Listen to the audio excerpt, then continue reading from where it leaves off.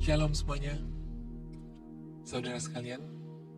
Satu yang harus kita pahami dan kita punya, serta kita imani adalah hikmat dalam mengerti bahwa setiap jalan-jalan Tuhan selalu dahsyat dan luar biasa. Di Yakobus 1 ayat 5, tetapi apabila di antara kamu ada yang kekurangan hikmat, hendaklah ia memintakannya kepada Allah yang memberikan kepada semua orang dengan murah hati dan dengan tidak membangkit-bangkit, maka hal itu akan diberikan kepadanya. Kita harus percaya bahwa Tuhan selalu punya cara, dan cara Tuhan bagi setiap kita selalu dahsyat dan luar biasa. Saya katakan ini bukan sebagai kalimat motivasi, tapi rasa percaya kita ini harus keluar dari iman kita. Persoalannya apakah kita mengimani atau tidak. Jika kita tidak mengimani, maka yang terjadi adalah kita terintimidasi dengan pikiran-pikiran kita.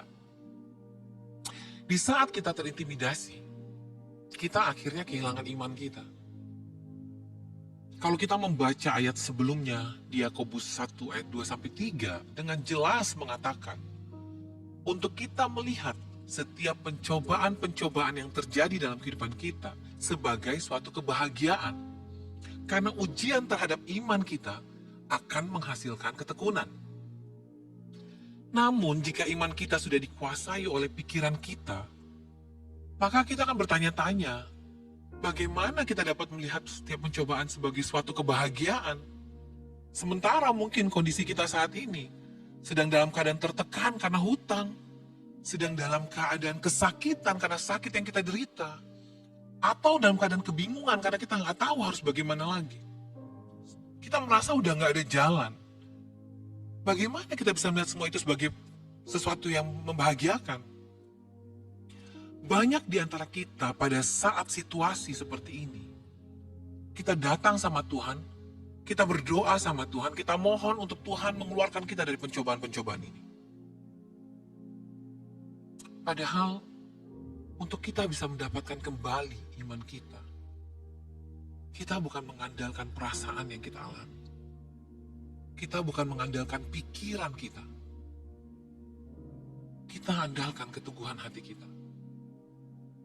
Oleh karenanya di saat kita mengalami apa yang sedang kita alami saat ini mungkin tertekan, kesakitan, kebingungan,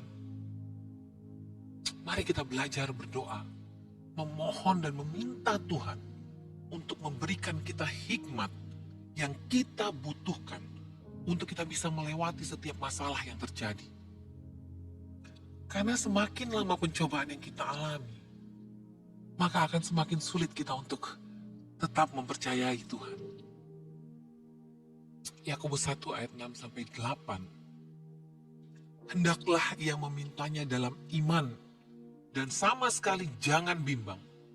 Sebab orang yang bimbang sama dengan gelombang laut yang diombang-ambingkan kian kemari oleh angin. Orang yang demikian janganlah mengira bahwa ia akan menerima sesuatu dari Tuhan. Sebab orang yang mendua hati tidak akan tenang dalam hidupnya. Hikmat tidak sama dengan cara kita berpikir.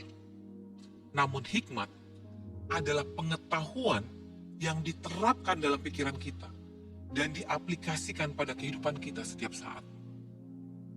Kita membutuhkan hikmat supaya kita bisa secara tenang dan bijaksana melihat setiap permasalahan hidup dari perspektif yang benar. Dengan hikmat yang benar, maka cara pandang iman kita juga benar. Di saat cara pandang iman kita benar, kita akan hidup dalam hati yang benar. Kita tidak akan hidup dalam kepahitan. Kita tidak akan hidup dan bertanya mengapa ini terjadi. Tapi sikap hati kita akan benar. Dengan iman yang benar, kita akan berhati-hati dan kita tidak akan mendua hati. Kita akan yakin bahwa Tuhan benar-benar mendengarkan doa kita. Kita akan yakin bahwa Tuhan benar-benar mengasihi kita. Kita gak akan pernah ragu dengan semua itu. Karena orang yang bimbang, orang yang mendua hati akan mudah menyerah. orang yang mendua hati akan meninggalkan imannya di saat mereka berhadapan dengan hal-hal yang tidak menyenangkan dalam hidupnya. Dengan iman yang benar, kita akan selalu bersyukur dan berserah sama Tuhan. Karena kita tahu Tuhan punya berbagai macam jalan dan cara yang ajaib. Jangan batasi iman kita. Jangan batasi kuasa Tuhan dalam kehidupan kita. Allah kita tidak terbatas. Begitu banyak mujizat yang kita lihat. Orang buta disembuhkan. Orang yang lumpuh berjalan. Bahkan kita sama-sama lihat, hari ini kita ada sebagaimana kita ada semua karena kuasa Tuhan yang tidak terbatas. Dengan iman yang benar, kita akan berharap kepada Tuhan dan kita tidak berharap sama orang lain. Bahkan kita tidak akan berharap sama kuasa-kuasa apapun. Kadang di saat kesabaran menantikan jawaban, doa kita teruji, kita mulai terpancing untuk mengandalkan orang lain. Bahkan kita menggunakan berbagai macam cara untuk mendapatkan jawaban yang sesuai dengan apa yang kita mau. Padahal, dengan iman yang benar, kita tidak akan kompromi dengan dosa. Dengan iman yang benar, kita tidak akan menghalalkan segala cara. Dan dengan iman yang benar, kita tidak akan berharap sama manusia. Hari ini, apapun situasi dan kondisi kita, mari kita datang sama Tuhan. Kita minta hikmat Tuhan. Karena saya percaya hikmat Tuhan bukan hanya memberikan kita kecerdasan, tapi memberikan kita pengetahuan, kebijaksanaan, bahkan hikmat Tuhan akan memberikan kita iman yang benar, sehingga memimpin hidup kita untuk terus jadi produktif, proaktif, dan inovatif.